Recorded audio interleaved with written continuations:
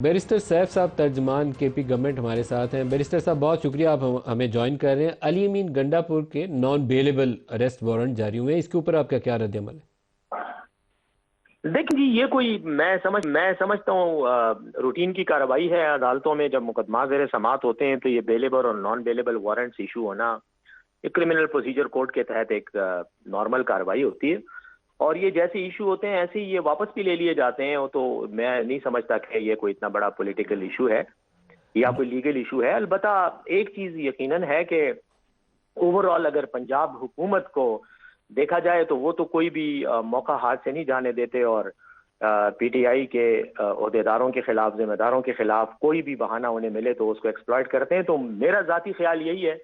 کہ political angle سے دیکھا جائے تو پنجاب حکومت اس کو بہت زیادہ ہائی لائٹ بھی کرے گی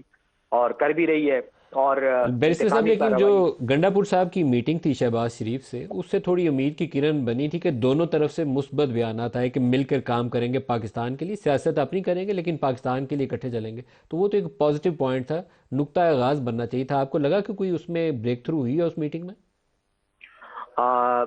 ملک صاحب، جہاں تک پی ٹی آئی کا تعلق ہے، ہم نے تو بالکل مفاہمت ٹو دی ایکسٹینٹ کہ گورنمنٹ کی جو ورکنگ ہے اس میں ہم ایک دوسرے کے ساتھ تعاون کریں گے، اور اپنے صوبے کی خیبر پختونخوا کے عوام کے جو حقوق ہیں، جو وفاق کی طرف ہیں ہمارے ایشوز، ان میں ہم کوئی بھی کنفرنٹیشن، تصادم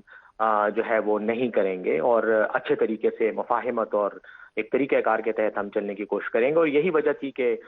خیبر پختونخوا کے وزیر اعلیٰ نے وزیر اعظم سے ملاقات بھی کی، اور یہ جو ایس آئی ایف سی کے اجلاس ہونے جا رہے ہیں یا اس طرح کے ایشوز ہیں اس میں بھی ہم بالکل پازیٹیو مائنڈ کے ساتھ جائیں گے اور کوشش کریں گے کہ وداؤٹ پرابلمز اور کنفرنٹیشن ہمارے مسائل حل ہوں۔ لیکن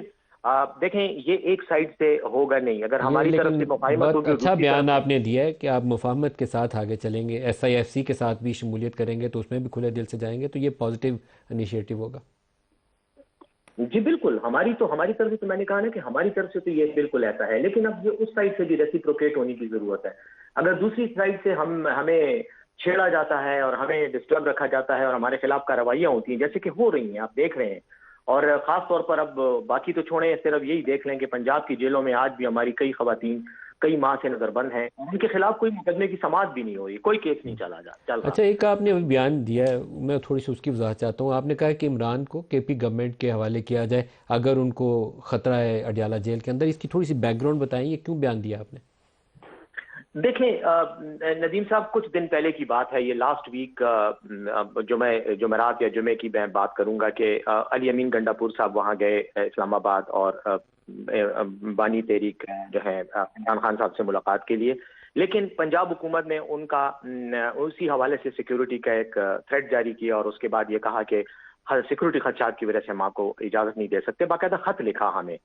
تو اس سے اور اس کے سے پہلے بھی وہ ایک دہشت گردی کے حوالے سے خبریں چلائی جاتی ہیں کہ جی جیل پہ حملے کا خطرہ ہے، اور اس طرح کی باتیں کر کے ایک فضا پیدا کی جا رہی ہے کہ ملاقات عمران خان سے جو لوگوں کی ملاقات نہیں ہوتی ان پہ پابندی لگائی جائے۔ ایک دوسرا یہ ہے کہ آپ نے دیکھا ہے کہ ابھی کچھ دن سے پورے پنجاب میں تمام جیلوں میں ہر قیدی پر جو ہے وہ ملاقات کی پابندی لگ گئی ہے، اور وہ بیسیکلی ایک گراؤنڈ تیار کیا جا رہا ہے، ایک ماحول بنایا جا رہا ہے تاکہ لوگ ڈر جائیں اور وہ یہ کہیں کہ سیکیورٹی کی وجہ سے پرابلم ہے اور پابندی لگائی گئی، جبکہ حقیقت میں مقصد کسی اور قیدی کو نہیں، باقی قیدیوں کو تو تنگ کیا جا رہا ہے، لیکن خان صاحب کو جو ہے ملاقات سے لوگوں کو روکنے کے لیے یہ ایک ماحول بنایا جا رہا ہے۔ آپ کے خیال میں دہشت گردی کا خطرہ ہے عمران کو یا نہیں ہے؟ واضح جواب۔ دیکھیں، میری عرض یہ ہے ملک صاحب کہ اگر عمران خان صاحب پنجاب حکومت کے زیر اہتمام پنجاب کی ایک بہت بڑی جیل جو کہ اڈیالہ جیل ہے اس میں محفوظ نہیں ہیں، تو پھر تو ان کو چاند پہ ہی رکھنا چاہیے۔ اب چاند پہ تو ہم جا نہیں سکتے، تو پھر ہم ان کو یہی کہہ سکتے ہیں مریم صاحبہ کو کہ آپ ان کو ہمارے حوالے کر دیں، سیکیورٹی کا ہم ان کا انتظام کریں گے، آپ نے جو مقدمے چلانے ہیں ان کے خلاف وہ آپ چلاتی رہیں، آپ کے مقدموں میں وہ ہے، آپ مقدمے تو آپ ویسے بھی جیل میں چلا رہی ہیں نا، ان کو تو آپ جیل سے باہر نکلنے نہیں دے رہی، تو آپ ججوں کو پشاور بھیج دیا کریں۔ اس لیے آپ چاہتے ہیں کہ انہیں کے پی کے حوالے کر دیا۔ لیکن ایک اور بھی آپ سے میں چاہوں گا، اب شیر افضل مروت، انہوں نے مریم کے اوپر الزام لگایا کہ وہ لمبا سا کنیکشن ہے، کوئی انڈیا سے کسی کو پیسے گئے ہیں اور وہ مریم نے کہا ہے اس لیے پیسے گئے ہیں۔ ابھی انہوں نے آج دوبارہ ریپیٹ کیا کہ میں دوبارہ مریم کے اوپر الزام لگا رہا ہوں اور میں نے ایف آئی اے کو بولا ہے کہ اس کے اوپر ایف آئی آر درج کرے۔ یہ اس کے اوپر کچھ ہے یا جسٹ ایک پولیٹیکل سٹیٹمنٹ ہے؟ دیکھیں اس اسٹیٹمنٹ کی تفصیلات تو یقیناً شیر افضل مروت صاحب کے پاس ہی ہوں گی، کیونکہ انہوں نے ہی اس بیان جاری کیا ہے، لیکن مریم صاحبہ کے حوالے سے میں یہ تو کم از کم کہوں گا، اور ضرور کہوں گا، اور بالکل ببانگ دہل کہوں گا، کہ مریم صاحبہ ایک جیلی مینڈیٹ کی وزیر اعظم ہیں، وزیر اعلیٰ ہیں۔ ان کو فارم 47 کے ذریعے جتوا کر،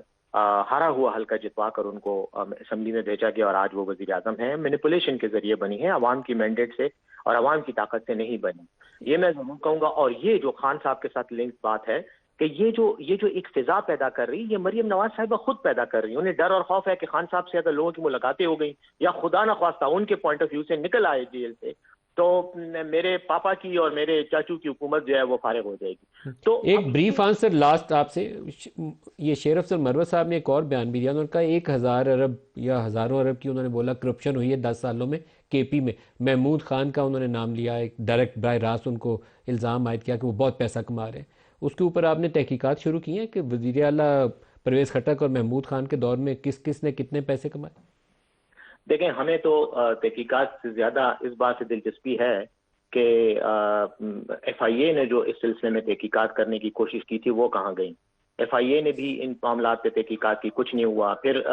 اور اداروں نے بھی کی، جس میں ہائی کورٹس نے ان کو سٹے بھی دے دیا، سپریم کورٹ نے بھی وہ تحقیقات روک بھی دی اور کہا کہ اس میں کچھ بھی نہیں ہے۔ تو پہلے تو ان تحقیقات کو کیا جائے جو ہماری خلاف ہو رہی تھی، ان سے تو کچھ نہیں نکلا۔ اب شیر افضل صاحب نے اگر کہا ہے تو شیر افضل صاحب کی بات سے میں پھر کوئی کمنٹ نہیں کروں گا، لیکن اتنا ضرور کہوں گا کہ یہ تحقیقات بھی ہونی چاہیے کہ آج حسین اور حسن نواز بالکل آتے ساتھ ہی بری بھی ہو گئے، ان کو ضمانتیں بھی مل گئیں، جبکہ اربوں ڈالروں کی کرپشن جو ہے اس کے یہ ملزم ہیں، ثبوت لوگوں کے پاس ہیں، عدالتوں میں پڑے ہوئے ہیں، لیکن عدالتوں کو خیال نہیں آ رہا۔ درست وہ ہے۔